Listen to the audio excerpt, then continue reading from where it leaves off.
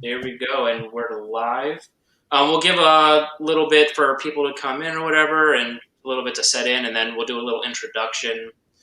But yeah, Brandon, did John and I type anything, or do you do all the typing? no, there's a little chat at the bottom right. I think I'll be popping up comments when they come. Okay, And then on the right, I think you can do a little chat or so. gotcha.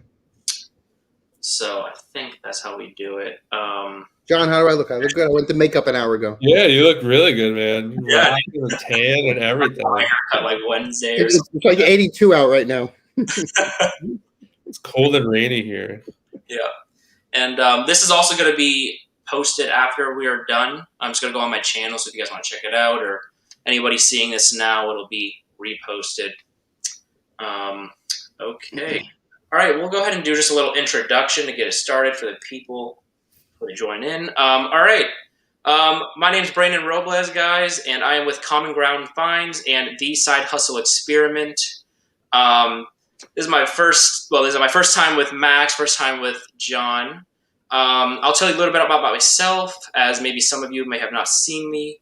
I'm a 21-year-old college student. I've been selling on Amazon and eBay for 2.5 years. I sell used books through Amazon FBA, and I sell antique and unique books on eBay. All right, guys, would you like to tell a little bit about yourself, maybe how you guys got started? John, you want to go first, and then Max? Yeah, sure. So I'm John Muscarello, Side Hustle Experiment on Instagram. I started basically cherry picking, going to thrift stores. I had a full-time job. I left my full-time job. I think it'll be 2 years in November. Totally crazy. Basically just grew it. Now I got into bulk books, so I'm buying Gaylords, about 12 at a time. And in February of this year, I moved into a 3,400 square foot warehouse. So still figuring some of those, working some of those kinks out. Finally, I feel like we're almost like, we're there. There's still some stuff to work out, but like it's getting a lot smoother. I also sell on Amazon. It was mainly Amazon. Then kind of when COVID came along, I had extra time and started looking into eBay. And now eBay has become like a very big part of my business. And selling a lot of books on eBay now too. All right, Max, go ahead. Yeah, I'm Max Ruback with CommonGroundFinds, and I've been selling on eBay for about 7 years now. Bread and butter is books, antique books, hard to find, out-of-print books. But also I use books as a doorway for art and collectibles. If you look in the background of my bookshelf, you'll see a whole bunch of wind-up toys and things. So I'm selling about 30, 40 books a day. But in the end, I like doing, some of the collectibles and statues and art where the huge return is. And I've also entered into the consignment business of late. And so going into some fancy houses and trying to get some of the really good high-priced items to move on eBay, because with eBay, it's an international platform. Once you list something, the beauty of that is it's instantly global. Yeah. And I don't think there's any other platform out there that does what eBay does in that respect. Agreed, 100%. Yeah. And you guys answered a little bit about it, but I was curious, as John's a bulk dealer, and Max has been doing eBay for 7 years. Why did you decide to specialize in books? And like why books really? John, I'll let you go first. Okay, so for me, I've always liked reading. So I always liked books. It was just kind of like I actually started before I was doing books. I was flipping furniture on like Facebook Marketplace, like buying it on Craigslist, or people are moving, getting like free tables, or paying $50 for table and chairs, and like turn around and selling it for like $250 like 2 hours later, and just building that. But like there came a point where I was like, I have to be like in the area. Like if someone wants to buy something, I have to be there. Like you can only fit like one table and chairs in a Jeep. Like, I mean, like there's only so much. And then like I kind of came across, I think, like a Reezy Resells video and talking about books. And I was like, I don't know, this seems like scammy or whatever. Like, I don't know. And then I was like, you know what, just like go do it. I got like some, an app, went scanning, and then I was like, whatever, like we'll see if this works. I sent like 2 books in, which is like not a good idea. Yeah. But I did it because I was like so excited, and then like they started to sell, and then like I started to do a little more. And then before you knew it, like I was doing thrift stores like anywhere up to like 2 or 3 hours away, just doing like trips on the weekend, and like just kept going. And then like I was like, I'm tired of driving. Like I want to do bulk and like have the stuff come to me.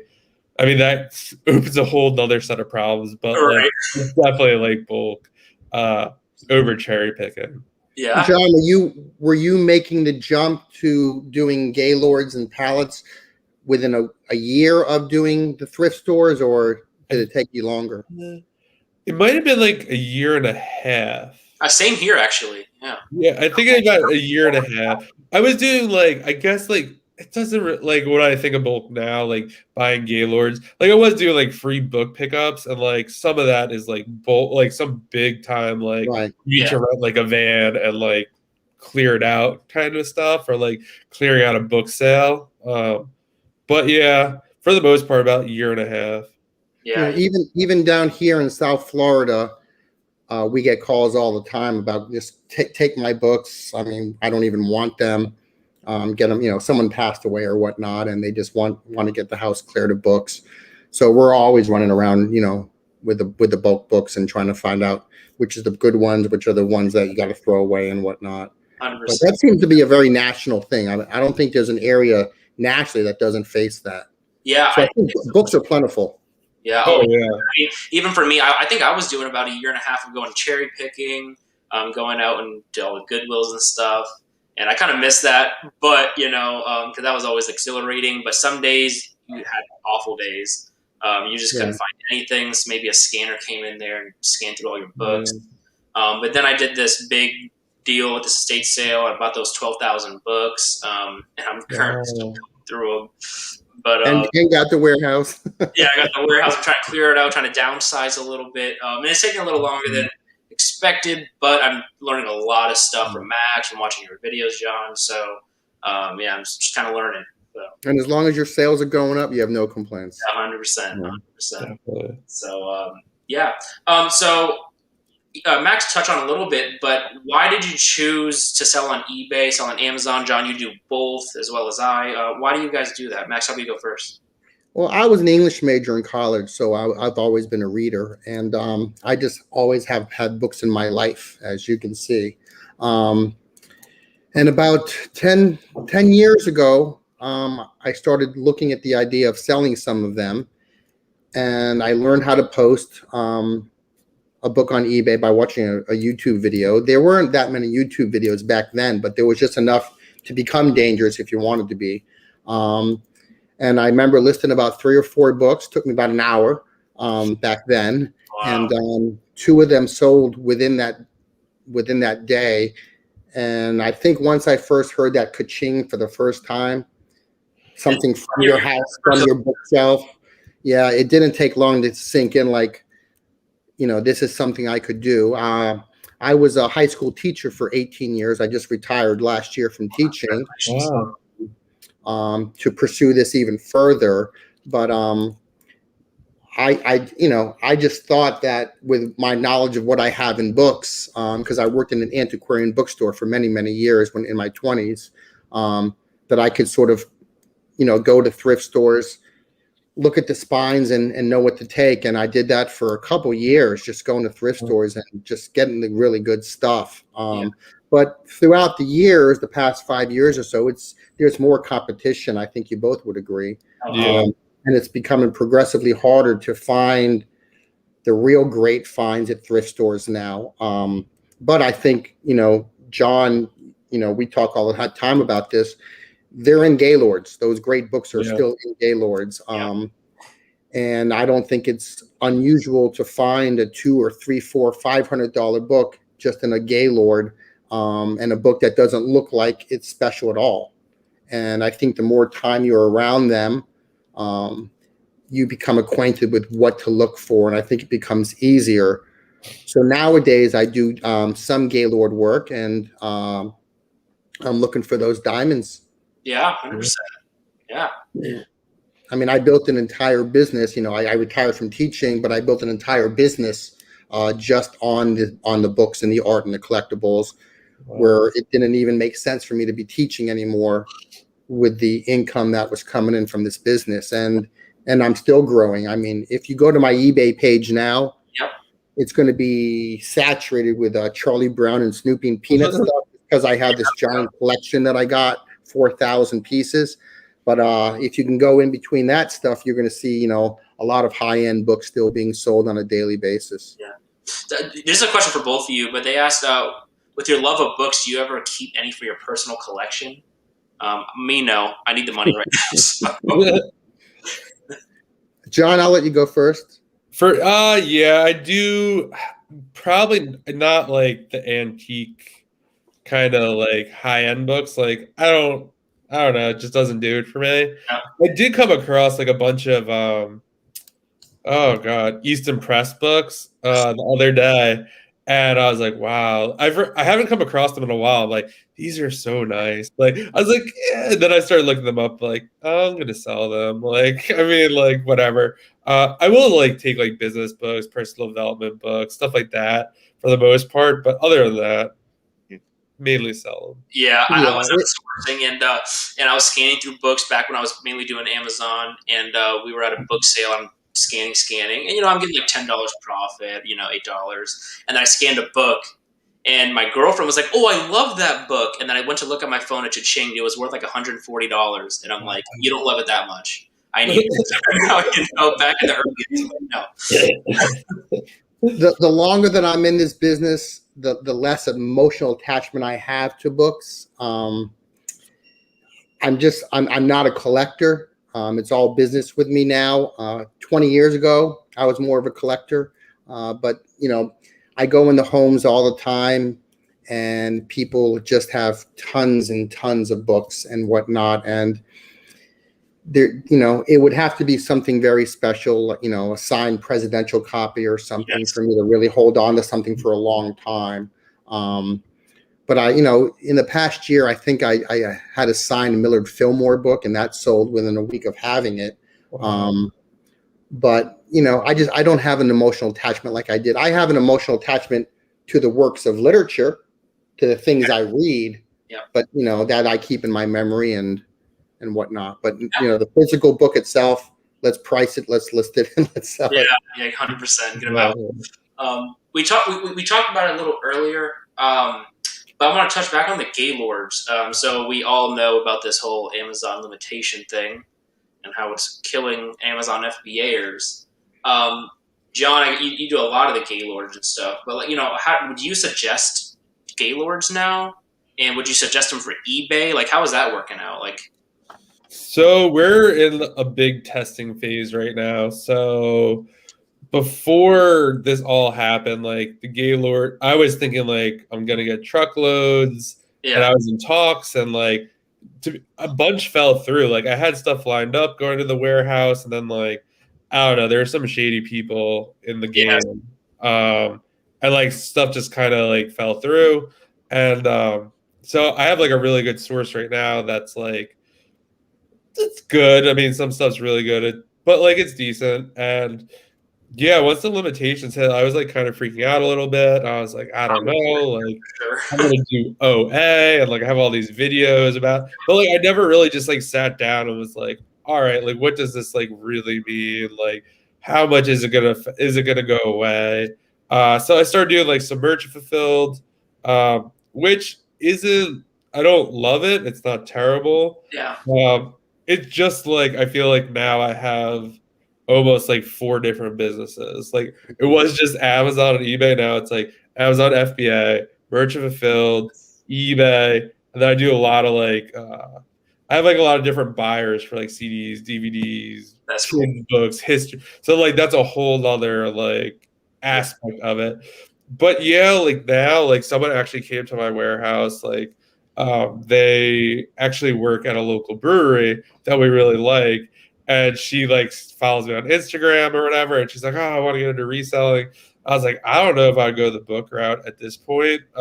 For Amazon, I know a lot of people are like, yeah, like you can just do it. You can Yeah. start for free and all, like that's all good and great. But until like something like this happens, I mean, I don't know. Like if you could only sell 1,000 or send in 1,000 items to Amazon, like I don't think you want to do books. Yeah. Like, you need something that's gonna like move really fast or have like really high dollar value. I mean, yeah, if you're doing like textbooks or something, sure, but like that's very seasonal as well. So like they're not moving throughout the year. Um, but so our focus, like I was like, you know, instead of OA, I kind of did it, and I was like, I just really don't like this. Like, there's just not like you look at all the like you run the software, you click on stuff, you know, you find stuff, then like Amazon suppresses the buy box because like they're like there's all these like crazy like things that happen. And maybe it's because like I don't fully understand it, like I understand books. Right. But like I had been doing like decent with eBay, and then I actually came across like all these old books and actually like FaceTime with Max, and he's like telling me, "Oh man, like this and that, and oh you have this," like, and then like I started listing. I'm like, "Holy crap!" Like they're like really valuable. I'm like, I've like thrown so much of this stuff away. Oh my God. And a lot of it for me came down to time where I'm like, you know, it's a quick, like I turn it around quick. I get 12 Gaylords. We go through everything within a week. So it's like, because then the next one comes. So it's like, we do all the Amazon, like the lister does that. I'm doing merch fulfill now. But now, like, I have a helper now, and he has a very good eye for like some of this stuff. So he's been like doing a lot of the research. So I would list maybe like 15-ish, 20 items per Gaylord. The last two, we listed like 80 bucks. Oh And my. like, it's insane. Like I mean, it's still very early. Like, are all these gonna sell through? Everything's like $30 plus. There's not a lot of comps. But like already, like I've taken like offers and like things are moving. And I don't know, like the other day we listed like, I don't know if we'll get it, but like almost $4,500 worth of Oh stuff. Like more than we sent to Amazon. Like yeah. it's like insane. I mean, even we get John, 80% of that, I mean, like, that's a win. John, would you say though that your eBay knowledge for the book is getting better and better with each Gaylord you're going through? You're finding different Oh, things. God, yeah. It's like, oh, like, and so I was telling Brandon before we started, like, I have a new, like, process now that we're testing out. So, like, the helper, like, he's very into, like, the research and stuff. So he's, like, typing into Google, like, or Google or eBay or whatever, the term, and then, like, dropping the link and being like, oh, you should look at this, you should look at that, Yeah. and kind of doing, like, the sort. And I'll spot check him on the stuff he's, like, not using, but basically it has to be, like, $30 up plus shipping. That's what we're doing now. We could probably incorporate more, but like right now, like posting those like 50 books, it was tough. Wow. But yeah, now it's like, oh, that's this author, or like going through. I feel like the research is super important. I don't necessarily want to give it up yet because like it's always just like, oh, Stephen King, The Shining. This is no good, but like if I had this one, and then Right. like you see that one like in 3 months, and like there's a little like mental like block or like little thing there, be like, oh, like if you get that one, and like it's happened all the time. Yeah. Right. But I think I mean, last night. too, I think too that if you were in a Gaylord and you found 8 Stephen King hardcovers and they were all book club edition, you could still take those 8 book club edition hardcovers and lot them on eBay, Oh which yeah. is something you can't do on the Amazon platform. So I think eBay gives you that benefit of getting more money out of that Gaylord if you know how to lot certain things together. Oh, without a doubt. And like a great example we came across in this batch, the Stephen King like red leather library books. Mm-hmm. I think we got like 7 or 8.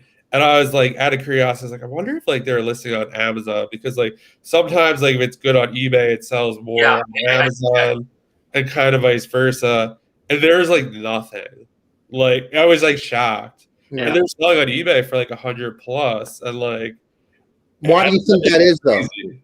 Yeah, but why do you think that is that there's none on Amazon? I don't know. I mean, I don't know. Like, I feel It's like, the same thing. yeah, I've I don't seen a know. book that's worth $300 on eBay, and it ended up being like $350 on Amazon. So then I know, okay, wait a minute, this book actually might have some Mhm. value. But I've ran across times where on eBay it would be worth something. There's no listings on Amazon, or it's priced at like $200 on Amazon, but on eBay it's worth nothing. So Sure. that's probably some price tracker. I don't know what that is.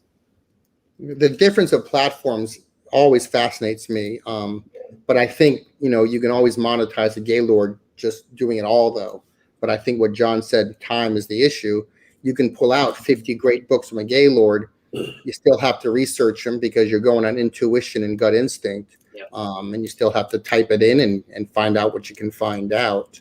But I think, John, you've been very successful at pulling these things out, because of the last conversation we had on FaceTime, you had stacks and stacks and stacks that were yeses to me. Yeah, it's been like it's happened like very quickly, and like we only really started doing eBay like seriously probably about a year ago, like when COVID started, and like nothing to like what we're doing right now. It was more like a lot of Magic Treehouse, like not Yeah. like these antique books. It's more like lots and stuff. We still do some of that, but for now, it's like it's just I'm still like I wanted. It would be interesting to see like the next 6 months, like because like we're listing like probably 40 or 50 a week now. Sure. Hopefully. So like, is this stuff going to sell through? Is it or what's not selling through that we should post, and like kind of figuring that out? Like Amazon, like you see, like it's going to sell. Right. For But there's no eBay, keep a chart. There's no yeah, score. And so for me on my end, you have to sort of take into consideration what's the subject matter, how big is that subject matter, can it sell? I mean, I've had books on my shelves for a couple of years, but most of the books, they do end up selling. Right. So I you think it's can't kind of do, list it, you market it, and yeah, take pictures. right. Yeah. Pictures are everything. Pictures are everything for eBay. Yeah, this is for Max. Max said he dealt with Gaylords for eBay. John is starting to do it.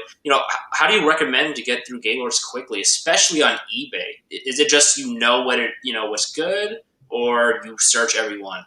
Right. Well, I had my cousin doing the Amazon portion of the Gaylord, and then so he would go through the Gaylord first, and whatever was left was going to be for me to gold mine. And so there was always less books for me to go through. But I think, I think we could do a Gaylord back then in about 3 hours totally. Not research and priced for eBay or anything, but at least we had our stack of books for eBay and our stack of books for Amazon ready to go. But I didn't have an operation like John has where he's getting 12 Gaylords. I would do 2 or 3 Gaylords at a time. Yeah. And do it that way. And this was during COVID too. So there were no thrift stores open. Not a lot of people were opening their doors for me to come into their house and buy their collection or give me their collection. So I had to sort of incorporate the Gaylord business into what I was doing, because we could always get Gaylords down here. Yeah. But it was interesting for me because I've always said this, Brandon. For you, I've been saying this for a couple of years. There's so much money in Gaylords for the eBay books that I don't think a lot of Amazon sellers realize that, or they don't want to do the work for it. But if they could put a little bit of effort into it, I think John would agree, they would be astounded sometimes with what they could find. I'll 100% agree with that. And as I made a video the other day, one of the biggest holes in my business is I have to be there. It doesn't run without me. And rightfully so. I've only had the warehouse since February, so a lot has happened. Was that recent? Yeah, this February I got it. So I mean, we have all the equipment now and things are going, but now that it's very hard for me anyway to almost come up with a system, because for Amazon, it goes their software. It's put in this bin, it's hard to be oh, if it looks valuable, put it what does that mean to the normal person? I mean, yeah, if it looks old, but it's very hard now to be okay, like I said, there's like 4 different businesses going on, and like to try to keep them all like together. But yeah, I think it's going to be like a couple like part-time people, like someone take pictures, finish the list, but like Pictures, oh trying god. to get the logistics down on that has like been a little tricky so far. Do Listing you on ever do eBay. you ever see like having an employee for each one of those 4 sections, and they manage each one of those 4 sections? Can you see that? I can, yeah, definitely. And I think a lot will come down to, so I'm almost thinking that like a lister for now, maybe like a dual, like, because I don't want to have to list. I have someone who's listing FBA books out of their house, and like it works out really good. Like they're awesome at doing it, so like I kind of want to like keep that. So I'm thinking like almost like a merchant fulfilled lister and an eBay lister, and they because there's like almost not enough. It's hard, like, so our supplier, like a lot of it, they do like donation bins, so like sometimes they don't have a lot, so they're not coming, so like there's not like a standard day that they come, so it's hard to be like, okay, every Wednesday like you're Right. gonna come in because I know like we could get through all this in 2 days or whatever, so it's like constantly like fluctuating. um but yeah, I think there would definitely be like enough work for like someone to just do like merchant fulfilled and definitely like finish eBay listings.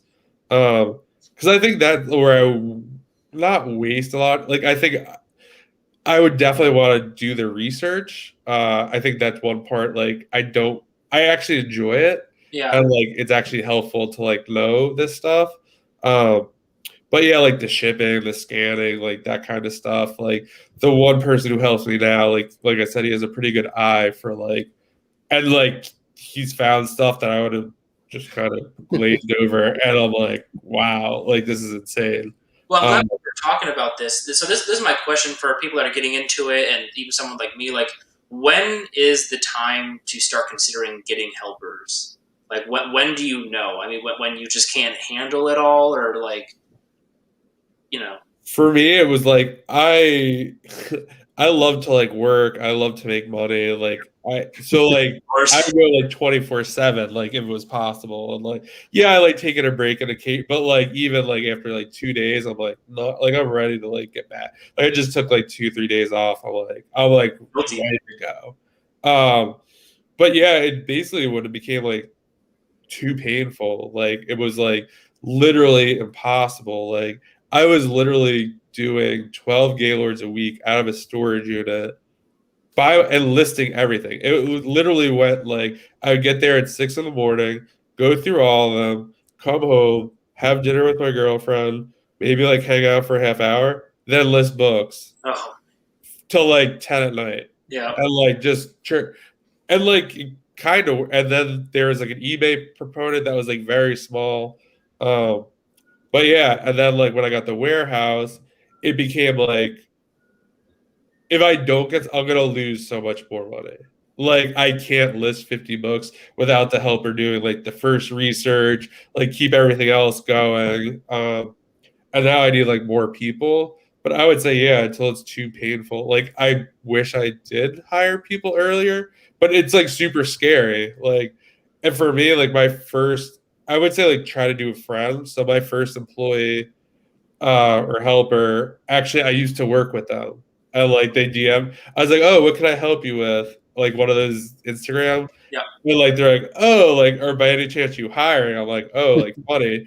And then like I was like, do you have any interest in this? Or like, yeah. And then we just kind of went from there. And it was like very low risk because like we worked together for 4 years, and it's like she knows how I am, I know how she is, and like it just works. That's But great. yeah, I mean, you just have to like do it, and like just that's kind of like what I just like try to figure it out, and like Get the I mean, lister, Brandon. Get the lister. Well, I was about to say yeah. the next question from Max is, with Amazon warehouse, you can have people list for you on Amazon. So that's a lot of quantity, but it's scanning, it's pricing, and so on. But eBay's a little different with listers because you're taking pictures, you're describing it, finding the condition is a little more into it. Like Max, for one, how long did it take you to hire your first lister? I mean, did it take years? Were you the main guy or what? I think it took me 4 years because Wow. I was teaching teaching, and what I would do is I would get home about 3:30 every day, and I would ship, answer all my questions, and like John said, you're up to 10 o'clock at night every night.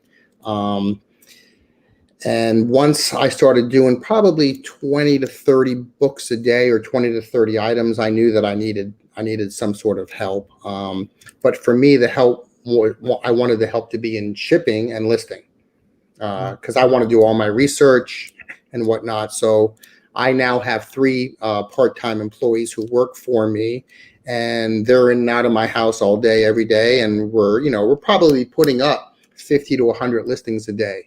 Wow, that's insane.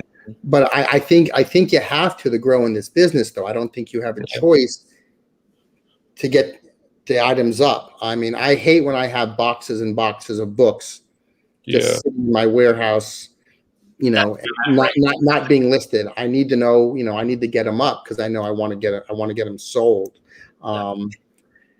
So, Brandon, you ran into 12,000 books. And one of the first things I said to you, we talked on that Sunday morning, I said, get yourself a lister.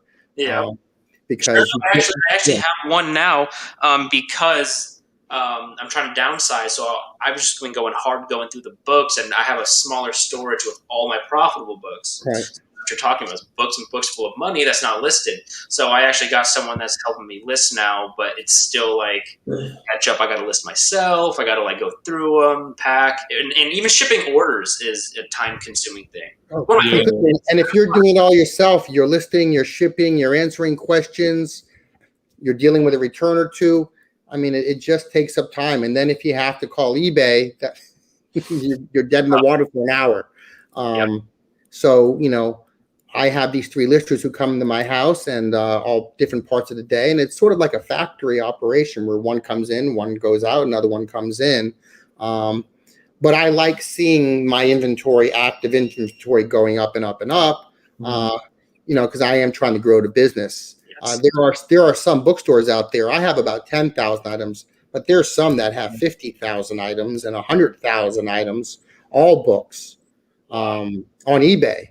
So, I'm not trying to get to that number or that level, but, as hard as we all work, I know there's other people working 100% on us. Yes, 100%.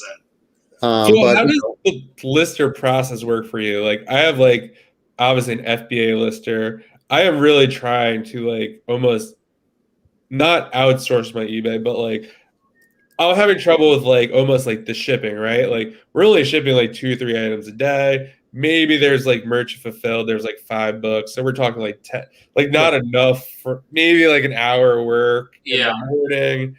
But right now the helper is doing the research.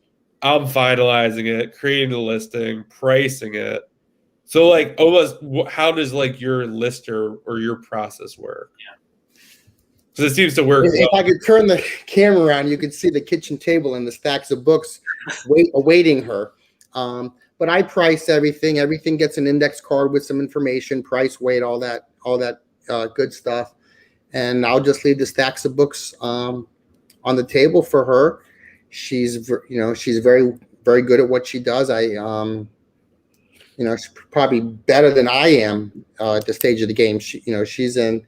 And she knows where to find the shelf space, and she lists them, puts them in the shelf space, and she'll get my shipping done too as well. Wow.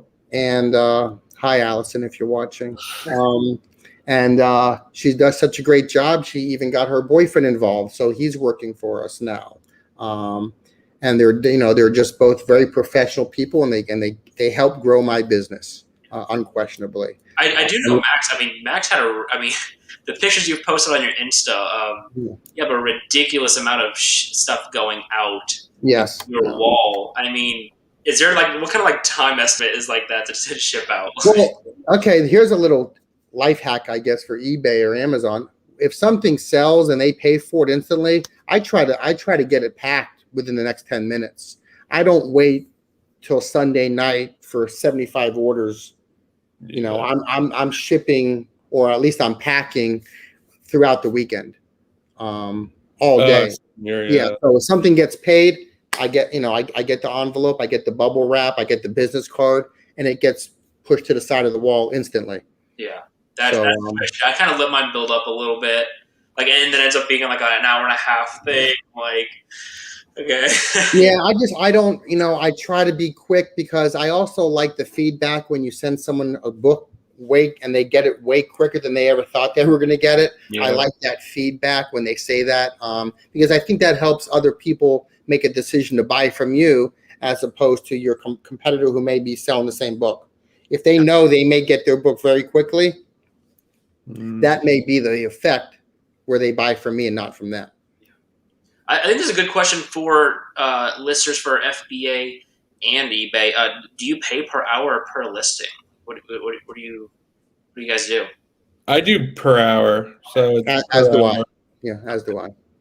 Yeah, that's probably the best way to go and stuff. And again, the FBA is more quantity you're getting through it, but the eBay, I think it takes a little more. I don't know how to say it, but you know what I'm saying. A little more like thought into it, almost in a sense. But yeah, no. I think a lot of people do per listing though, and I think that's a good incentive program. Yeah. But I just think when you have long-term employees, I think per hour is the way to go. Yeah. So I mean, with the shipping, with the listing, this is a good question right here. What do you do on a daily basis to grow your business? So if you're hiring these people, what are you doing when you're saving that time? Hire helpers. No, John, you can go. Well, right now I need to hire a lot more helpers because I'm very involved in the business. Brandon, you and I can take a road trip and help them out for a weekend. Yeah. I mean, you guys are welcome. I mean, but I mean, they're definitely. So I'll answer it two ways. So the areas that I want to increase is definitely I don't want to I like to someone to ship and someone to complete my listings for me. So that's definitely one thing I want to get done. I like partnerships. So for Gaylords right now, I feel like our business is very unique where we're firing on all cylinders. Someone's buying our media that we can't sell on Amazon. Someone's buying kids' books for 50 cents a book. Someone's buying it's a lot to coordinate, but it's totally worth it. We do sell back your book. We do zip it. Before we even probably get to Amazon and eBay, everything is probably paid for that batch based on what we're doing. So it's worth the time. I would probably say probably build more relationships, probably go through more books, put some systems in. But right now, with the extra time that I think the extra time that I have to help her, we're doing 50 eBay listings. I can't do that by myself and do FBA and list a lot. When I got the FBA lister, it was wow, I have all this extra time, and then that got put into doing eBay, and now it's okay, so I usually jump into something else that will grow the business, and now it's kind of time to get a helper for eBay and start that process, and then kind of take a step back and maybe be able to take the day off if I want to. Right now, one day, John, just one day. Just one. But I don't know. It's funny. Everyone's always oh yeah, you should just be able to do whatever you want, whenever you want. I don't know if I necessarily want that. I do I love how we all guys know. I mean, that's the idea for business, oh, I just can't wait to just go on the beach and work or whatever. But the people that us, when we're working and I'm young and stuff, it's just we kind of like the work. We really enjoy putting in the time. You know what I mean? And I think when it's passionate, like it is for all of us, even if we work hard and long hours, I think we all enjoy it, and I think we also see the fruits of our labor pay off. I think we're all doing well business wise, but the growth is we also all want to do better. Yes, we're always pushing the envelope, but I think for me, just being able to get the listings out, because I said earlier about eBay, is once you press list, that thing's international, and I love that. I love shipping overseas. I love shipping to different countries. That just tells me that people are looking at my site. Yeah, I think that's a great point too. And a lot of FBA, like big bulk guys, like they want to work on volume, and like I'm the total opposite, right? Like I'm happy, like, so right now, like we do 12 a week, and that's kind of like unheard of to have a warehouse the size I have, but it's because like we have different buyers, like we're doing eBay, like we're doing all sorts of stuff. And like it's just, for me, it's much easier to deal with one person. Like if we need more books, like yeah, I can find someone, but like I feel like it's a perfect like almost cadence, and especially now that we're doing like more eBay, Yeah, 100%. Yeah. it's been like insane. Like the last 2 weeks, like some dollar potential amount for like that we listed for eBay, I was like, this is insane. Like I can't, like, will we get all that? Probably not, but like a good chunk of it probably. Yeah. I think for me, with the books I have in the storage, that's when I started talking to Max a little bit. He contacted me. He's like, "Bro, I need to help you out because like don't just scan. A lot of money will be skipping." And sure enough, like after like learning all this stuff towards the beginning, I was tossing stuff that now I'm like, "Wait a minute, this is actually good." Or like we talked the other day, the mass markets. I mean, every time I see them, I literally dump them. Before I used to be like, "Oh, that's disgusting," you know, right? As an FBAer, but like I've like listed one and it sold for like $17. It's not a ton, but it's like, you know, like Yeah, that adds up, because that's eBay money. That's like $10, $12. yeah, Do that. Amazon, Do that that's like 500 times $5. a year. Yeah, do that 500 times a year with that kind of book, and yeah, you're doing good. yeah. It's bizarre, and even the older books, like back when there was a book sale and I scanned through with those other sellers, but I wanted to do my first bulk, and FBA, that's not a good idea because they're pre-scanned. But I made some money or whatever, but then I dumped it. But I did not search anything on eBay. And I had literally hundreds and hundreds of books. And now I think, I'm like, oh my gosh, like the money I could have made and the knowledge I have now, it made me more confident when I'm going to these estate sales and stuff.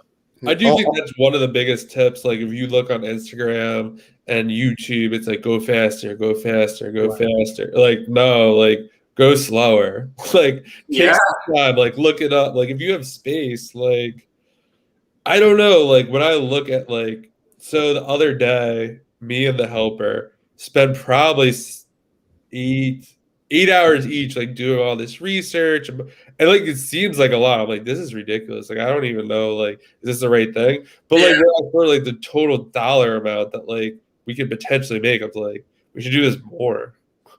Like he should be doing this all day, right? And like get someone else to like scan for FBA. And John, did you sell any of those books yet? Did I sell? I think one or two for like. So that it probably paid for the 8 hours already then. Oh yeah, I mean, so like we sold a book for $850 2 weeks ago or whatever. It was by Ford Maddox Ford. I talk about this, and I like hit Max up and like, because like with something like that, like there are really no comps, and like there was something I don't know, we came across something and I just listed it for like, I think it was like $12.99. And like I was gonna text him and be, because he's like, oh, if you get 500 for it, that'd be great. And like I pull out my phone, like, oh, should I take 850? And then I started the text, he's like 500, but like so 850. So like that, like that's insane. Like that's like a month. Yeah, that covers all the Gaylord cost, like that one book. It's insane. I was gonna say, what made you look at that book? Why? You know, actually, you knew something was worth it, or like? I'm not even gonna take the credit for it. It was all the helper. So the helper is going through this book, and he'll put stuff aside, like he's taking them out of he's flipping the books over for me to scan for Amazon, kind of taking out like what he deems he thinks might be worth something, and then like when I see something, like I'll take it out if he misses it. So like it's pretty much covered in all aspects. So like he's sitting down and he's going through it, and he takes it out and he's like, oh, like he's looking through it, and he's like, oh, this is hard to find. I probably would have been like, I don't have time for this. Like, next. So he's going through it and he's like, I think it's like signed. I'm like, what do you mean? He's like, have you ever heard of this person? I'm like, no. And so like we're going through, and like, so he's like, actually, like, there's like this rating in it. It says it's like it was like 131 of, I think, 300 or 8. I don't remember what it was. And It's I a was like, limited edition. yeah, limited edition. And I'm like, oh wow, like maybe this is really worth something. And then we were looking, I'm like, oh my God, like, and I was like, this is just crazy. Like, and that's another, if I was working by myself, like, I would have never listened to that, probably would have tossed it. Don't have time for this. Like, so yeah, I mean, it was insane. And like, of course, with anything else, like, I accept the offer, and it's like, oh, like, I gotta get cash and like put it in the bed, like this crazy story. I'm like texting back, like, you think this guy's legit? Like, He was so nervous. Kind of like standard for something like this. I'm like, all right. And then sure enough, like he paid, and then like I get a question after I ship it. I'm like, oh, and he's like, thank you so much. I love the book. I was like, oh, thank God. Like roller coaster. It's like, oh God. But yeah, it was like such a crazy experiment, and like a lot of like I've been like trying to make a real push to stay off of Instagram for this exact reason. It was like, oh, you got to get through a Gaylord in an hour. You got to do this. And like, we're definitely like slower, and he definitely takes his time. And like, we could be doing it faster, but like, then I don't know if we find that $850 book, and I'm fine with it taking the time that it's taking. Yeah. And it's more like I think that's a piece of advice for everyone. It's like, it's your business. Like, you decide. Like, if you deem like 3 hours is a good time to go through a Gaylord and it works for you, then like keep doing that. Yeah. If you're taking 3 hours not finding anything, like maybe that's not the best idea, but like do what works for you. 100%. Yeah. I completely agree. Yeah. I mean, for the Gaylords, I would be kind of scared. I think it's just so intimidating. How many books come in a Gaylord? Like, just a rough estimate. Depends on how big they are. Anywhere from like 600 to probably, if you get really big ones, you can get like probably 1,200. Oh my God. Ours are probably medium size. We're probably anywhere from like 700 to 1,000. Wow, that's insane. And that's the intimidating number because, I'll do like 12 boxes a day. And, there's probably like a couple hundred, but I just couldn't imagine doing like 800, 9, 10. But like with that though, like if you're getting boxes, like I'm guessing you're getting them for people, like it's somewhat of like a collection, like it's somewhat put together. So when you get like Gaylords, there's like magazine, like there's like 50% of it's like legit, like going somewhere else to get like recycled. Yeah. Like it's not like you have 700 like books that could potentially be listed. I mean, kind of, but like they're in bad shape. They're waterlogged. They have mold. Like there's like a total thing. It's like a very weird business model where like you could buy something and throw 50% of it away and like make a very good living. Yep. I think one of the things that clicked with me, and Max told me about it, and I was like, I don't know, maybe. But, I listed books that they had no listings at all, and I'm like, with the Amazon mindset, there's a sales rank. I know it's going to sell for this probably, And the eBay, I listed it for like 125, and these military books and stuff. I'm like, whatever. And like they literally sell within days. And that's when it clicked. I'm like, the stuff that's not listed, that's in a good category, that's the stuff that I should be going after. I had no idea. Yeah, I used to throw all that stuff out. I'm like, I guess no one buys it. Yeah. If you can't find information on a book, that's a positive. Now I know. Before I literally was like, oh, this is bad. No one wants it. Right. No. Right. Because the training of the e-score makes your mind think it has to be a 47 e-score for me to sell it. Yeah. I mean, but I'm the complete opposite. I want books that nobody else has, that has no information. I want the weirdest stuff possible is what I want to sell. Yeah. Yeah, like I totally agree with that. Like there's just like, if I think like, I don't know about this, like that's the book that I want to look up. And like that Ford Maddox Ford book, I thought that was going to sit for a year. Sold within like, I think it was less than 2 weeks. Like, yeah, I don't think you had that a week actually, John, because I remember you talking to me about it. I think you might be right. It might have sold within a week. That's crazy. But would you have taken 500 if someone offered you 5? Yeah, probably. Well, I made a YouTube video about it, and like someone was just like, oh, like they're probably just taking it and reselling it. Like you should have waited for the 1,200. I was like, I don't care. I have $800. I'll Like, send well, that after Max taught me fees, Yeah. after fees and shipping, I think it came out to like about $700 or whatever. But like that's the other thing. It's like I was like, oh, like if I was like an antique guy, like paid like $300 for that, but maybe, but like Right. I don't know. Like we live in a very crazy world where like one thing's popular today, the next day it's not. Like maybe something weird happens with the Ford Maddox Ford estate, and like everyone hates him now. But Yeah. then like no one wants that book. So like I want money today, not like Right. maybe later. With the That's doctor. how I look at it. Yeah, everybody went crazy with Dr. Seuss 2 months ago. Now they're all over the place. I haven't checked the comps or anything to see, but I mean, yeah, that was one great I example. sold one of them for $400 Right. Recently or during the time? during the time. You can't list it anywhere because like That's right. it's banned on all the platforms for the most part. Yeah. But I You still you have to be creative with the title. Yes. Well, funny you say that. I did like an eBay lot of them, and somehow eBay picked up on like one of the photos and like flagged it, Wow. and it just said like Dr. Seuss book lot. Right. Well, it was a little blatant on my hand. Because I wanted to experiment with it, so I did like the 2 stacks of books, and then I had ones like leaned up, and it was those 2 books. So I'm like, oh, someone's gonna see that and be like, oh, I want those 2 books. And then like, well, it all happened because I listed another lot of Dr. Seuss books, and it sold in like 10 minutes. And I was like, what the hell is going on?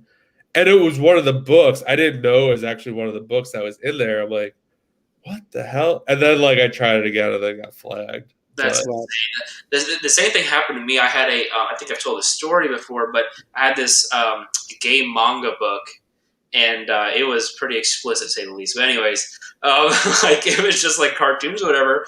And I saw a listing on Amazon and it had an amazing sales rank for whatever reason, like literally like 80,000 or something. But there was no sellers on it at all.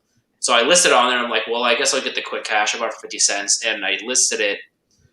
Well, actually, no, my bad. Let me take that back. The sales rank actually wasn't good. That was a different one. This one actually was like 2 million, and I listed it for like $14, and it sold within like minutes. And I'm like, Whoa. okay, that's weird, right? Because you don't see that. So I was like, let me do more research. And this is before I knew about the whole eBay and not seeing it as good. And I went on there, and there was nothing there. So I checked the comps, and one of them sold for like $500. And I'm like, I'm so sorry for this customer. I got to cancel this.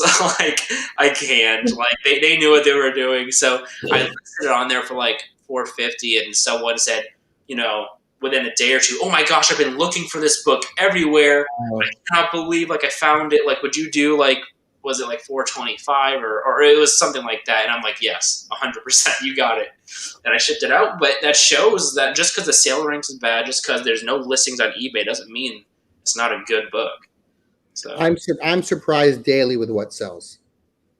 I mean, you always get surprised, and the market is so evolving. And for me, eBay is still a new platform. Selling books or anything on eBay, it's not, the business isn't 30 years old yet. And so I think it's still evolving, and who knows where it's going to become. Yeah. I think there's going to come a time where we're doing live videos to show our listings. Yeah, that would be like really cool. Just frozen pictures. Yeah, you can turn a page of a book and show people how the book looks. So I think the technology is ever expanding for us. I think they actually added like a little update like pretty recently to the eBay listing, and they're requiring a title, they're requiring an author. It's no longer like a choice or something like that. So they're definitely making improvements to the listing descriptions and stuff. Right, but why can't in the future? Why can't we have a platform between the buyer and the seller like we're doing right now with the three of us, where the buyer literally has a conversation with me and we can talk about the item they have questions on? Yeah. I mean, I just think that's the technology we're walking into. I don't think that would be possible. Definitely. It would be amazing. Yeah, it would. Yeah. Sales would be up for everybody because you can actually have conversations with people. Yeah, yeah. I'm actually kind of jealous of one thing I want to improve, and I don't know how, is having someone buy multiple items from my store. And is that more of like just growing relationships with like the follower of your store, or like how can you make that happen? Do you include like a description of what you have in your in the description of the book? Like how can I make that happen? You mean you're looking for buyers to buy more than one book from you? Yeah. Like to visit the store, I want this one, this one, this one. Like how can you make that happen? Well, I think that happens often, but I think the number one thing is you have to have a ton of listings for someone to have, they want to buy the same kind of book. I mean, you just did very good with that military collection. So I'm surprised you haven't had any buyers yet who bought multiple books from you, because what they do is they can either send offers and you accept all 5 or 6 offers, or they just buy all 5 books right outright. Then you just combine ship it. I did have someone message me and they were saying I'm interested, and I had some conversations with people saying I've been looking for your kind of books and stuff like that. Yeah, if you have a book at $30 and you don't want to go lower than that, just have them send you an offer for $29, right? Yeah. And just have them do $1 less for each one of the books, and then you can bulk them all together.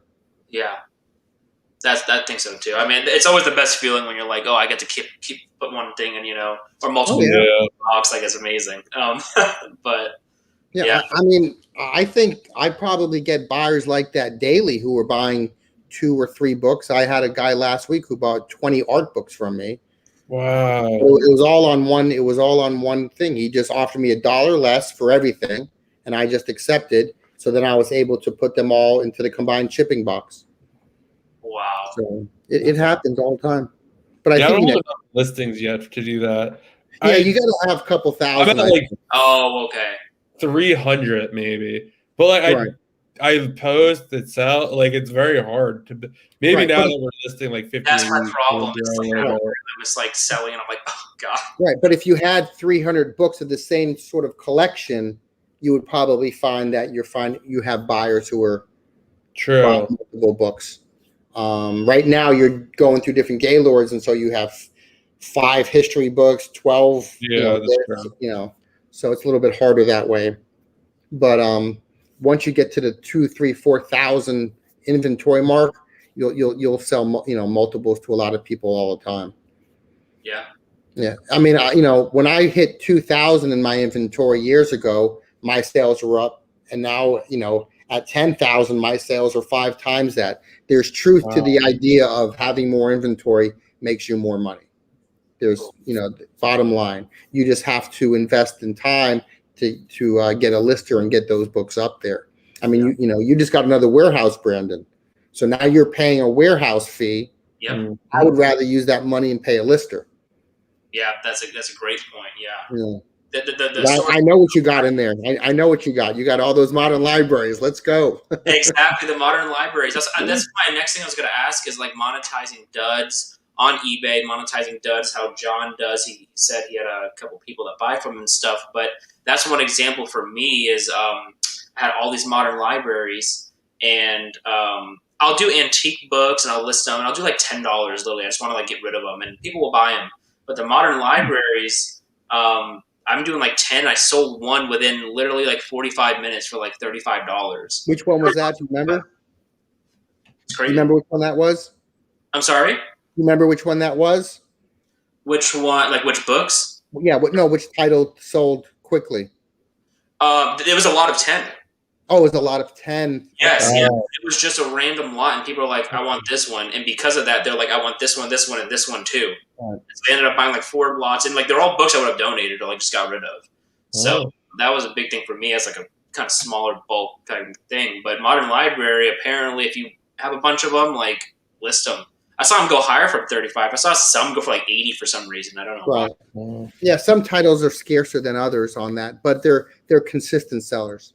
Yeah. Undoubtedly consistent sellers. You'll do very well with those. 100%.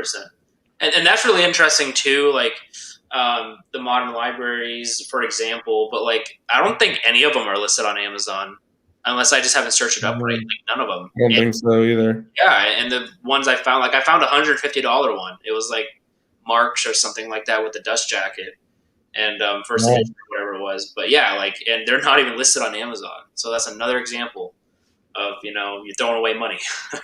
Right. It's funny, pre-COVID, I felt like eBay was losing some of its steam with the book community. And then since COVID happened, I feel sort of a resurgence with eBay with books now. Yeah. And now with what's going on with the Amazon decreasing everyone's inventory, I see more Amazon sellers are contacting me with questions about eBay now.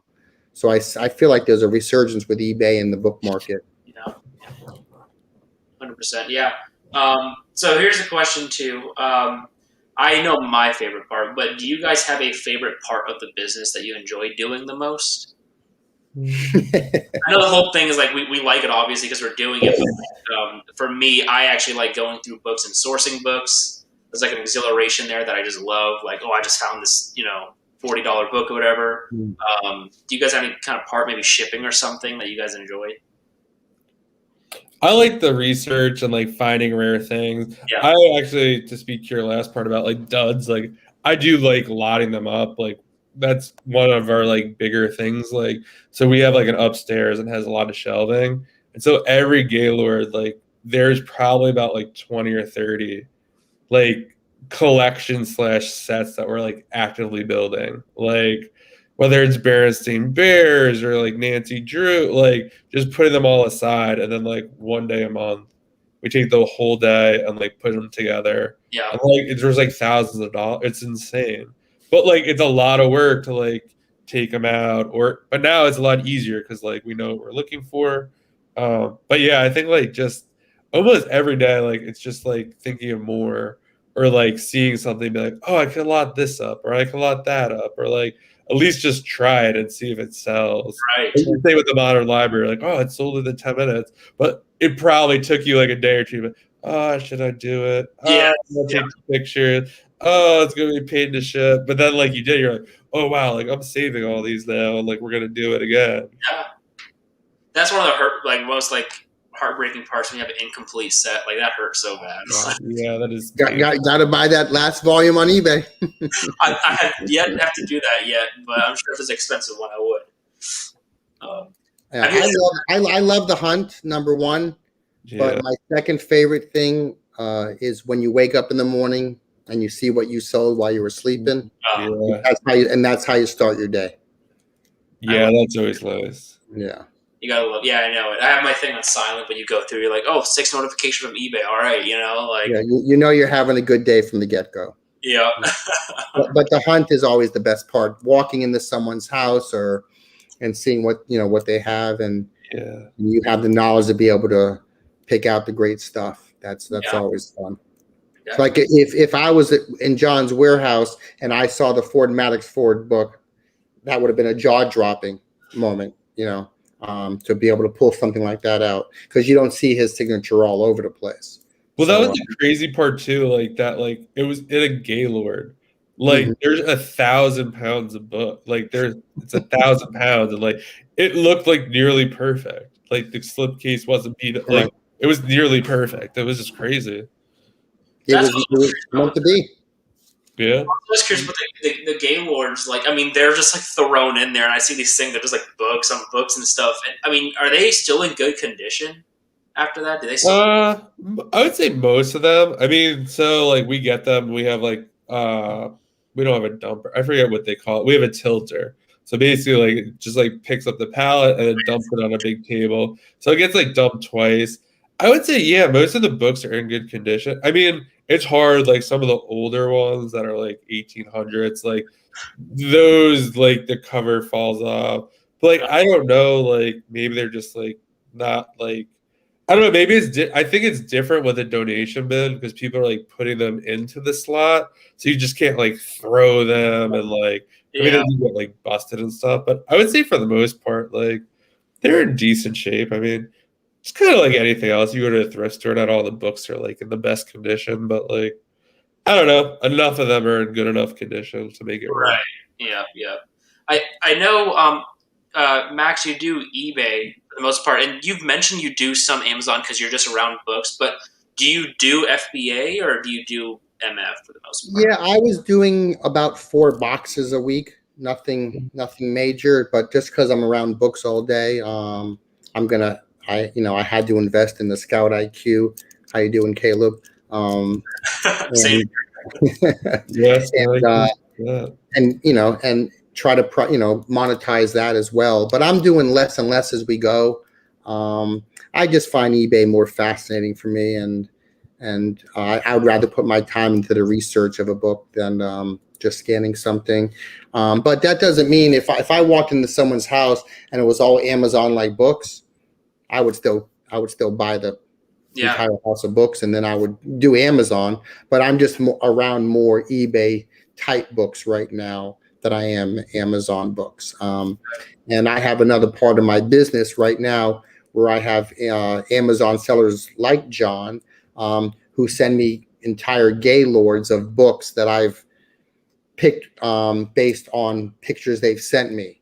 So we'll go through a month or two of them sending me pictures of their duds, and I'll say yes to certain books in those stacks every day, and they'll fill up an empty gaylord. And then when that gaylord is full, they send it to me to list for them. Wow. So I have that part of my business where I'm getting a gaylord of books, but it's all books that I know what I'm getting, and I'm helping the Amazon sellers who don't want to do the research sell these books and help monetize for them as well. I think that's how John and I first started talking. That was definitely how it first started, and I think I saw you post on Instagram about it, and I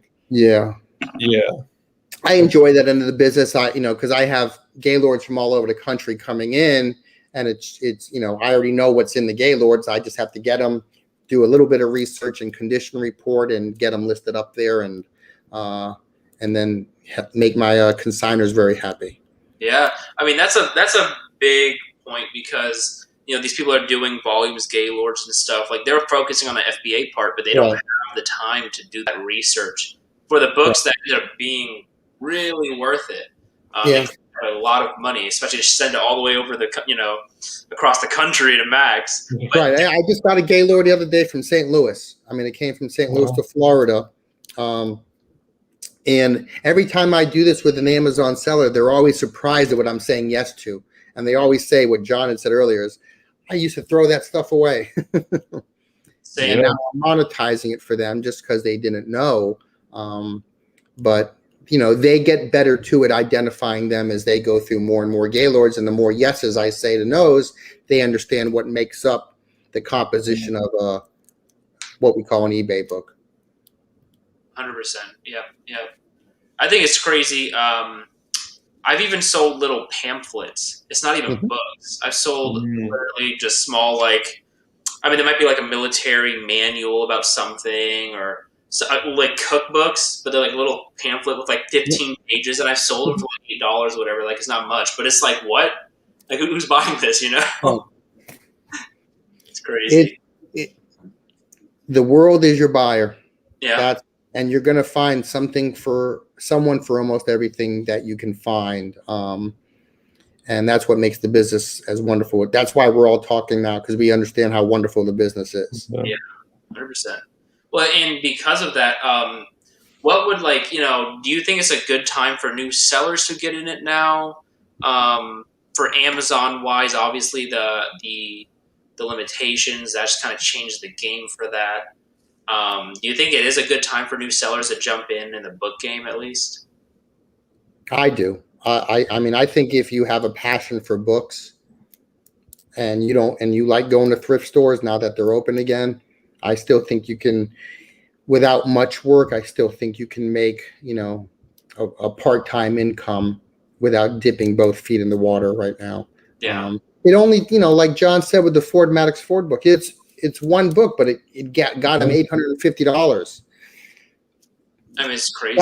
That's a paycheck, or more than a paycheck to a lot of people. Yeah.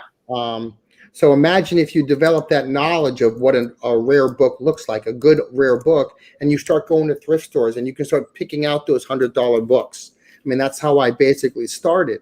And if you could help teach someone how to do that and help put money in their bank account and give them a better way of life, or a different way of life, or send them on a vacation because of this knowledge, it's a wonderful thing. Yep. Yeah, I would agree. I mean, I think you need a hybrid model. I would not recommend someone just go all FBA. I would think you need to do FBA, and I think if I were to start over again and didn't really, I would probably want to do like eBay, like kind of how Max started. eBay, like I'm finding more and more, it's more. I know people say, "Oh, Amazon, it's fully automated," and this, it's just as many headaches as eBay. Like from listings being deactivated, you can't sell this. This is too high a price. Oh, Oh, that's the equipment's lost. The customers complain. Like it's the same. Like you might not have to physically. Like, could I ship out all the books that I sell on FBA? Yeah. Do I want to? No. But it works. But like one Fordix Mad Ford book, like I have to find a lot of FBA books yeah. to facilitate $850. So yeah, and I also think like to what Max said, it's like once you like get an eye for it, it's like it really differentiates you. Like for me now, like I used to like shy away from like, oh, like saying, oh, I buy books for cash. It was always like free pickup because now like I would know. Like I feel a lot more comfortable Sure. walking into a house or like knowing that I could like FaceTime Max and be like, hey, like do you have like 10 minutes? Like I'm in this house or whatever. Um, but yeah, I feel like, and that's like knowledge that like you'll have forever. Like scanning a book, like anyone could do that. Like anyone could buy this software. But like to really like know how to take pictures and like I don't know. It's at first I wasn't like a huge fan of like, oh, it's so much work or whatever. But now like I think like anything else, it's like you start to see it to pay off, and now it's like, oh, like I actually enjoy eBay more than Amazon now. I like see that like 30 or 90-day number like slowly like creeping up. Sure. That we're listing more. I'm like, wow, like it's definitely a lot more than Amazon, but like I don't know, a couple Ford Maddox books more, like who knows? Well, John, here's a question for you, and let's take the Ford Maddox Ford book out of the equation. Yeah. Is your average sale price better on Amazon or eBay? eBay, 100%. Our average, so I do look, so we're trying to list $30 plus shipping. That's kind of like my cutoff at this point, just based on like the labor that we have. Sure. So with the Ford Maddox Ford, and I think like I can't really even say it anymore because like it's every month there's like this crazy sale that happens. So last month, I think the average sale price was $100. Wow. I obviously the Ford Maddox Ford book jacked that up because it was $850, but there were a couple $100. I think there was a lot for $200. I mean, the month before that, I think it was right in the $60, $70-ish range. We're selling like maybe 30, 40 items a month right now. One or two a day, but like it's now like creeping up. Like But wait till your inventory is 2,000 on eBay. I can't wait. Then you're going to see it. Yeah, everyone's just like, oh, like just wait for all that. I was telling Brandon, like someone returned something like yesterday, and like it was kind of nitpicky, but like at the end of the day, I missed it. So like they were right. I just sent them the refund. It was $30. I was like, don't send it back, just keep it, whatever. Every business has headaches. Every business has headaches. Yeah, and like that's kind of what I'm like, oh, you have to fulfill everything. But I'm like, yeah, but like these books or like the orders I'm fulfilling are like $40, $50, $60. Right. Like it's not a $2 book for Amazon. Right. Like they're like, oh, you got to box it up. I got to put it in an envelope. You got to do it. It's just a different package kind of thing. Right. But like for 20 times the money. Yeah, I think that's one big thing with Amazon is they have a lot of fees. It's great that they fulfill it for you like 100%, but I've noticed that I've gotten the same sales number on eBay versus Amazon, and my profit on eBay is just like it's not even comparable, and that's because their fees are ridiculous, And I find it so much easier to track. Like it's very easy, like to track. I just use like a Google Doc, but like for Amazon, it's like who the hell knows like what they're taking that you don't know with fees or returns. Like I have like close to 6,000 books there. Like I don't really know. Like I just kind of trust that like things are working correctly. Like what am I gonna do? Go line by line for like 3,000 books that I sold last. Like, it's not possible. Yeah. Or worth it at that point. Yeah. Yeah. That was actually one thing too for like sourcing wise or going through books. Do you guys scan the barcodes with your eBay app at all, or do you search each one up? Like, like if there's barcode ones, do you use that? I don't. So I basically run everything through like basically Scout IQ. And things that don't have barcodes get looked up the same way. And then yeah, the stuff that doesn't, if it looks good, we'll put it aside. Actually, maybe I'll do that tomorrow. I always was curious, like if it sells well on FBA, like would it sell on eBay too? Like I never check the comps, I just send it to Amazon, but like I would kind of be curious to see if it would be comparable. Yeah, because there's some books, and they're not worth it on Amazon, but I'll use the barcode and I'll scan it with the eBay app, and sometimes I found some stuff that's like, okay, this is good, but other stuff like, I'm always scared that it doesn't show all the listings or all the sold comps because they didn't enter in that SKU or the ISBN or whatever. So that's why I was curious if you guys ever, use it. I have found that though, like if I actually never use the barcode into eBay. Okay. Because I find that like you just mentioned that like you see very fewer comps, and I think that's maybe why they're asking us to enter all this info. So like if you put like the Wizard of Oz, like you would see like 1930, or I don't even know if it was out by then. But like if you type that in instead of like the ISBN, because like if you look at eBay, like the ISBN is like almost never. I don't put any ISBNs in my list. No, I always say the books don't have them, but I think it's you better. Like I think most people, like if you're looking for a book, like you're not typing the ISBN because you don't know what the ISBN is, right? When you're searching anyway. So I think it's better to go broad. But research-wise, I just got a collection of archaeology books. Past 20 years, they all have barcodes. They all have dust jackets. So what I'll do is I'll take the gun, the laser gun, and I'll plug it into the computer.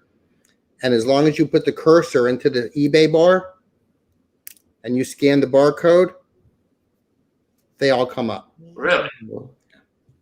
Huh. That's a little hack for you too. I never even thought to like. Oh man, I'm definitely gonna do that tomorrow. Yeah. I wouldn't do that. I mean, if I have books from 1827, I have to type it in. But this was all dust jacket barcode books. So if you just take the laser gun and you put the cursor inside the search bar, and you hit the barcode, all the eBay books will come up of that title. Every single one of them. That's interesting, actually. Is that a hack that nobody knew about? Did I just give something away? I mean, no. There you go. Yeah, I do that all the time when you get that type of collection of barcoded books. Huh. Because I want to know if I have a book on the Mayan civilization that was published 12 years ago. I want to know how many copies are already on eBay before I even think about listing it. If there's 17 other copies, it may not make sense for me to even put it up. Right. I try to be a little bit particular on what I put up. I don't want to be amongst competition of 100 other people selling the same book. I don't have. It's not an Amazon game where you want to be the lowest price, that sort of thing. Yeah, right. Yeah. It is different. It's based on condition and everything. I had a book. I think it was a cookbook I found last night. That was one of my big finds on my story. It was all these cookbooks I had. I'm like, oh, these are going to be crap or whatever. And sure enough, I found this one, and it sold for $445 or something like that. And there's no listings, and I'm like, holy crap! Like I would have easily tossed this. And I posted it, and the only tools I really use are eBay, and I'll obviously not this book I want on Amazon, but I'll check Amazon too. But what other tools or like research things do you guys use to determine the value of a book? I'll let you go, John. For me, I use obviously eBay. We use Google. Yeah. I do definitely use Amazon. Like for some of like these rare books. So lately I have noticed I forgot what it was like I want to say it was like Patricia Knowles. I don't know exactly what it was, but it was almost like this like weird comic book, and it was like a first edition, but like on Amazon, like the price was like on eBay it was saying it was selling for 175. I'm like, there's no way. It's like it was printed in like 2000. It's like brand new book. Yeah. And like I looked at Amazon and they like were kind of like 250. So like I use Keepa as well. So that like basically tracks the price history of Amazon. But a lot of the times now, like Amazon's like suppressing the price because if they deem it too high, they're not going to show it. So like makes it really hard for the consumer to see that. So I've been listing a lot of those books on eBay. But it's always like for me, it's like kind of like a good double check to be like, like because I almost feel like I don't know, like I feel like if the book is listed on Amazon for less, like I don't know if someone will pay more for it on eBay. I mean, I guess it depends on like the topic, but for the most part, I don't know. Yeah. Yeah. Do you, Probably have a better idea. do you guys think that there are two different buyers out there, that there's people who just use Amazon and then there's people who just use eBay, or do you think they cross? I actually I do think that there is people that just do Amazon. I think the people at eBay, they will do both, because if you look at the prices, the book prices on Amazon for FBA stuff, the common stuff, the prices are like so much higher, and people are paying that. If you look on eBay, they can buy it for much cheaper.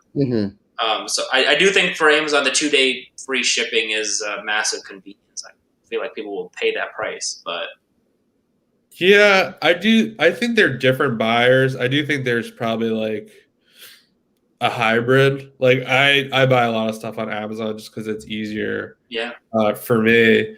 But like it's funny. Like there was a time where like we were saying like the 2-day shipping, and like I went through a period on eBay where I was like, I'm gonna do priority mail, and like I think I was charging for priority mail. I was like $6.95, $7.95. And like 3 or 4 people like literally sent me a message. They were like, "Why can't you just send it media mail?" Right. Like it was the weirdest thing ever. I was like, and then now all I do is media mail. Right. Because that's what I think, the eBay customer that expects that, and I think the Amazon customer expects whatever Amazon's magically print a book in one day. But I think the eBay customer is more of a book customer, like what we're talking about for eBay, and they want the media rate because they don't need that book that quickly. They're fine waiting 3 or 4 days. that's really a very good point, because I see a lot of people, and they actually have said that, where they say you need to be doing priority mail to increase your sales, and I think as for other things possibly, but for I disagree with that wholeheartedly. Yeah. You know what increases your sales? I'm Good sorry. book. You know what increases your sales? Good books. Yeah. That's what increases your sales. Yeah. I mean, you're selling more now, Brandon, with that military collection, right? Yep. That's what increases sales, is getting good books. And it was People always talk about the algorithm. I'm like, if you have good stock, you don't have to worry about an algorithm. right. I was like, "Oh, do you do SEO?" I was like, I do sell as similar." Hope that person put the right stuff in, because obviously someone bought it, and just kind of double check and then list it. For like I guess it's like external tools and stuff. But do you guys use like Terapeak, or do you use WorthPoint or 8books or anything like that to refer to as well? Or for both of you guys for eBay? I'll use everything I can, including reference books. I mean, I have some reference books. I mean, it depends on what you have. I mean, if you run across a Bible from 1810, you can use WorthPoint or you can use eBay, but sometimes based on the information that's on that cover page, you need to dig a little deeper. I think that's one of the problems with Instagram right now, is there's people out there who are making quick calls on what something is without doing the proper research, and they're hurting the book. They're hurting the book business and what we're all trying to do. I think you have to be patient and you have to do research if you want to sell what you say you're selling. But I think WorthPoint is very good. eBay is good, but I think eBay is only up to 90 days. I mean, on the 91st day, that book isn't, showing any statistics anymore. So you have to, go back in time. But, Google is also good because Google is just forever and ever and ever. And you'll find something about, 99% of the books out there that if you can't find it on eBay or WorthPoint, you'll find something on Google. It's sold at an auction house somewhere and you'll find some information. Worst case scenario, just price it high. Like I always tell you, Brandon, just price it high. Yeah. Because of that, it changed my whole mentality because I was like, it's worth, 125 and it's up 125. And then he's like, no, like turnover rate, like $90, $80 is still $80 for a book you spend 50 cents on, or 10 cents on, right? So once I adopted that, like I felt like more sales were being triggered on top of that for some reason. Like this whole thing, this whole mentality change. Yeah, I mean, we're not selling Nikes from 97. We don't have to get the highest dollar here. I'm a book person, so I want to make my book buyer happy. I want to give them a good deal. So if I have a book at 150 and they offer me 120, I'm going to say yes 100% of the time because I want them to come back to my store and buy from me again, knowing that I'm not going to, stick to the $150 mark. Right. That's the best offer on everything, and I want happy book people. Happy book people buy more books from you. Yep. Yeah, 100%. I think I'm sitting at like 670 or like 700, like somewhere around there for my listings, and as I go, you mentioned the algorithm, but I think when you do list more, you do sell more. At least I have found. And I don't even sell that book. I'll sell something that I've had for like months on the shelf or whatever. But it is hard when you list and your number goes up and then you sell like 10 things and it goes down. I'm like, oh God. And the more different kinds of books you have in your store is going to bring different book buyers into your store. That's a good point. Yeah. So if I have 3,000 art books in my store, I'm going to get a lot of art people looking at those books, but some of those art people may want to look at something else that I have. So having more disparate collections is always a good thing in the store. Never just to be about military or never just be about cookbooks. You want to have everything. 100%. Yeah. Because people buy gifts every day for people. Yes, they do. Yeah. I've often had like people be like, there's like weird situations, like it's my nephew's birthday, and like, could you do $750 instead of like $25? And I'm like, all right, that was just a whole random like, all right, no, that's not gonna work. Like, sorry. Well, something like that, you just say 15 and make them happy. Yeah. So, all right. Do you guys have any advice for the people that want to start selling on Amazon and eBay for books? Do you suggest cherry picking first, or I think we kind of mentioned about the bulk, maybe like not jump into that suit too soon, but any advice for those kind of people? So I would say definitely do not rely on one platform. Like, you have to start with one. I will say that, like, a lot of people say, I'm going to do Amazon, I'm going to do, like, Amazon, and then added an eBay. Well, I started on Facebook Marketplace, then kind of did Amazon, eBay. Now I do both. But yeah, like, I feel like a lot of, even I've, like, lately, and I've kind of been, like, not really on social that much, mostly Instagram. Because it's just like, it's almost like too much. Like, I have a lot going on right now. And maybe I should be doing a wholesaler. Maybe like it's just too much for me. But yeah, like I would say like you don't want to go like slow, but like just like play your own game. I think that's the best way you could put it. Like, I have a very different model than a lot of bulk people. A lot of them don't want to do eBay. They don't want to do this. Yeah. I feel like I can't compare like our Gaylord speed, how many Gaylords were like the wrong metric. Like, the right metric is like, is this working for my business? Am I making money? Like, am I enjoying this? Like, because like I quit my job to do something I like not to be like, I gotta be going faster. Like, I'm the boss. Like, I decide like how fast it goes or how fast it doesn't.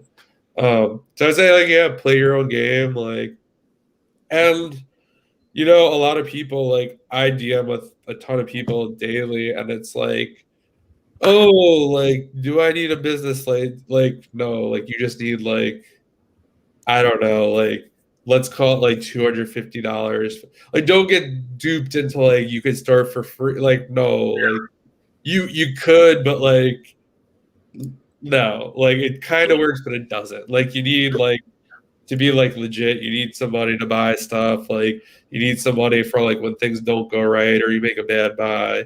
Um, but yeah, I would say like do your thing. Like don't worry about what other people are doing. Like grow at your own speed. And like definitely like just like talk to the community. Like everyone's like so like I've never like got a DM and be like, I'm not answering that. Like I'm like, oh yeah, like you just do this, you do that, blah blah. You can talk to Mac.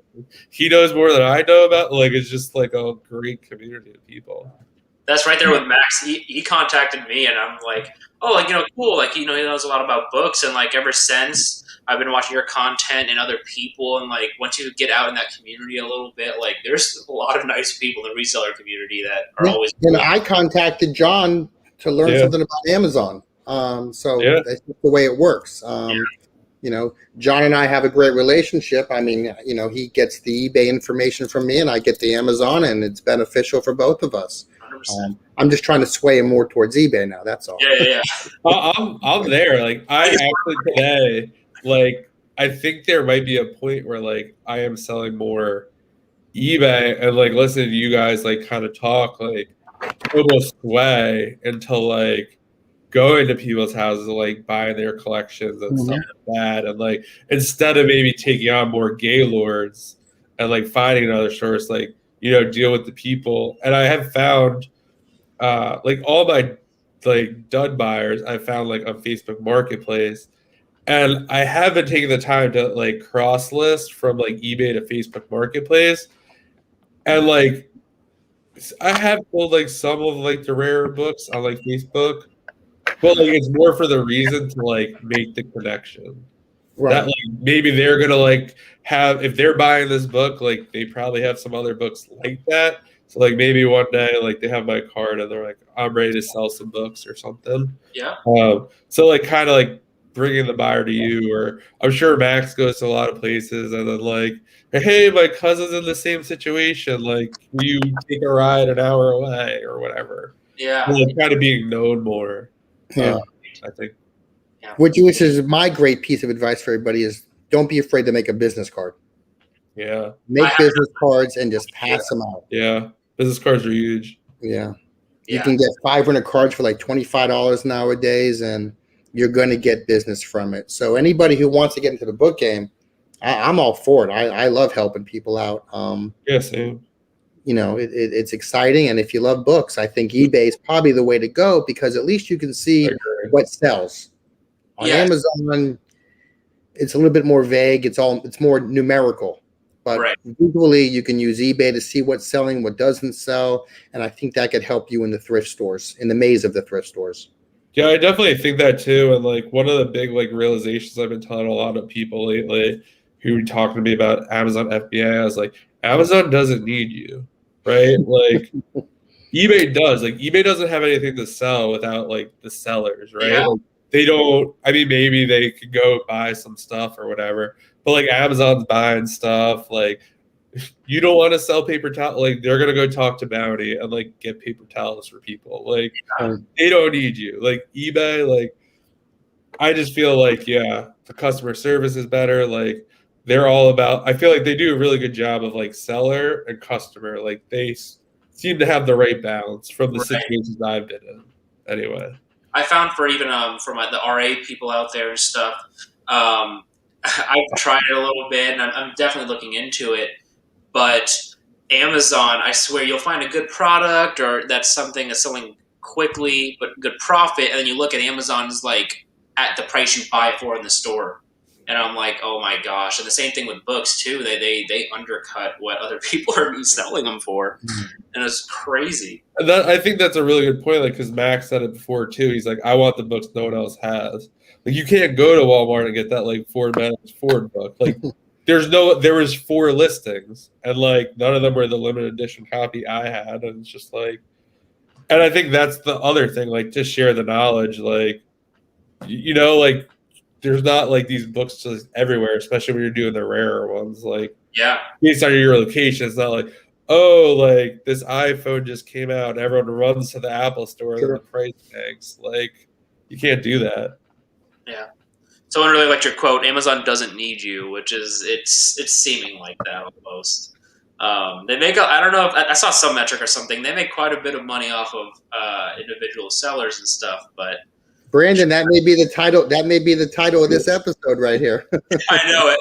Amazon doesn't. Yeah, it just like clicked in my head. I was like, they don't need you, and like eBay has nothing to sell without us. So like, obviously they're going to be more friendly. Yeah, yeah. I do know. I don't know if Matt, if you want to talk, Max, you want to talk about it. You came across an amazing deal of Easton Press. We kind of touched on it earlier. Could you tell us a little bit about that? And I think it was on kind of with the business card and everything. How did you get that deal? And what? Yeah, no, that wasn't the business card. That was on Facebook Marketplace, and there was an ad for about 3 weeks that I missed it every time, and it was the ad said nothing about books. But it showed pictures of shelves, wall line shelves of Easton Press and Franklin Library books. And I don't remember how I ran across it, but I ended up going to the house and I walk in and there's 4,800 leather-bound books, Franklin Press, Easton Press, every leather-bound company that's out there. And I can't say who this came from, this mildly famous person, but they never read the books. They just collected the books, put them in the shelves to look nice. And they, for years, if you were part of the Franklin Library Easton Press, you would get like a book a month. So they would just get a book a month put on the shelf, and this would go on for years and years and years. And I just walked into that collection, and I'm still selling that. I'm still selling those daily. And the price you got them for, could you say what you got them for? Well, no, we're not going to say that. Okay, not going to say that. Yeah, that means it was a great. I did very well, very, very well. You did good, yeah. So and that's the thing with books is sometimes people just need to get rid of them. Part of the reason I got this deal too is they were moving.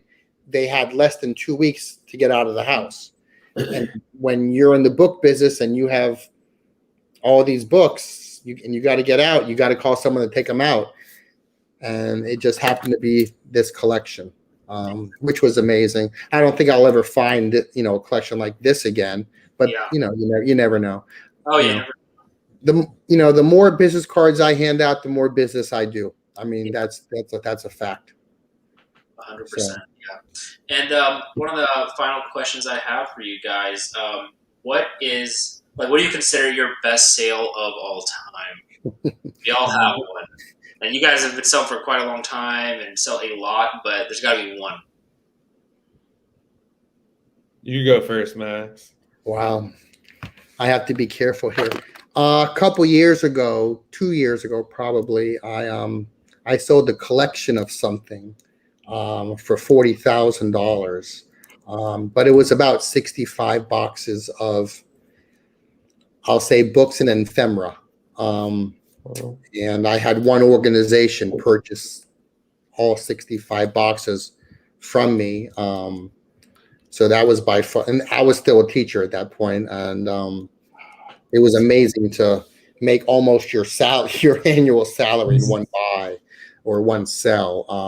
But I really can't talk too deeply about it because of the nature of what it was. Of course, yeah, I know. I do have a question about that, but Flipping Comics said hi. What's up, bro? Thanks for coming to join us. I'm gonna get a bunch of highs now. What's up? I watch the Flipping Accountant every day. I watch your stuff every day. Yeah, So, bro. YouTube videos are fantastic, and he's crushing it. How do you ship 65 books? I mean boxes. Sorry. Yeah, with this organization, they contacted the company, and they would put them on a pallet. They taped them all up and took them away. It was that was the easy part. That was the easy part. Yeah. Yeah, I started listing them. I had these things, and I started listing them, and I couldn't believe how quickly they were selling. Almost instantly. I was pricing high, and they were selling instantly. And then this organization contacted me, and they want to know how many of these things I had, and Wow. I had 65 pieces worth. Yeah, so it was by far a great sale. But that's a probably once in a lifetime thing. Appreciate it, Justin. Thank you so much. Yeah, we definitely have to set up a schedule, jump on, talk about some RA because I don't know much about it.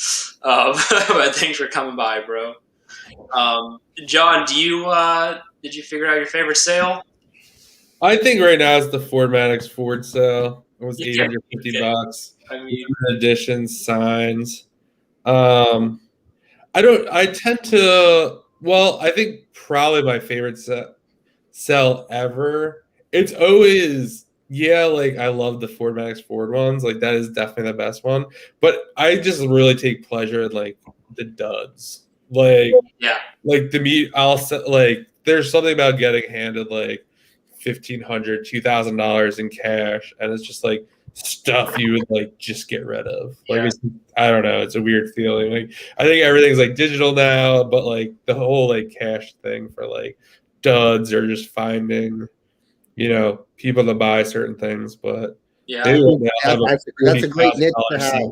Yeah, that's a phenomenal niche to be able to move that stuff. It's phenomenal. Yeah.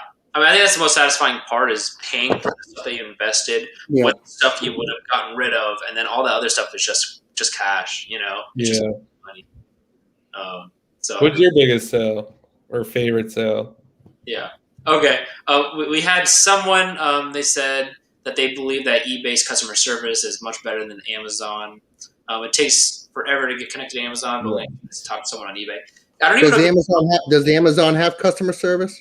They have email, right? It depends on what kind of seller you are. If you sell enough, they'll talk to you. If you don't, good luck. That's insane. That's bizarre because I do contact them through email, but I don't even know how you can call them. Justin said, I've heard that eBay for business responds pretty quickly. Amazon customer service for sellers is pretty non-existent. You used to be able to call, and now it's email or website. Yeah. I mean, I will say their email, like, they'll respond fairly quickly, but it's like when you're on the phone, it's just like, all right, good, bye. Like it's done. An email, you have to like, oh, well, you need to provide this number, and it takes more hours, and it's just like, whatever, dude. That's a great point. So, Brandon, John asked what your greatest sale was. Oh, mine? Yeah. Yeah. For me, I think I think so far, let me think. I believe it is that game manga book that sold for like $425 or something like that. That's awesome. It was the most craziest thing because I did not expect it to sell. I was like, I'll list it on there. I'll see what happens, and it sold for that. I was like, no way. I mean, it just blew my mind that you can buy these things for 25 cents, 50 cents. And the way I think about it, with the turnover rate, $80 books that you list for $125, like that $425 sale is 425 more books I can go to a Goodwill and buy for more profit. And you just keep it going like that. And I love to think about it like that. Especially when you're dealing with bulk and stuff and you're doing these deals, you get a lot of books for $400. So, yeah. So, all right. Do you guys have anything to add or any advice, any plugs or anything for you guys?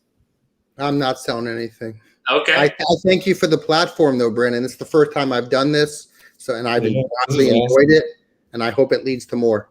Awesome. All right. Well, and I know you guys are really good about this.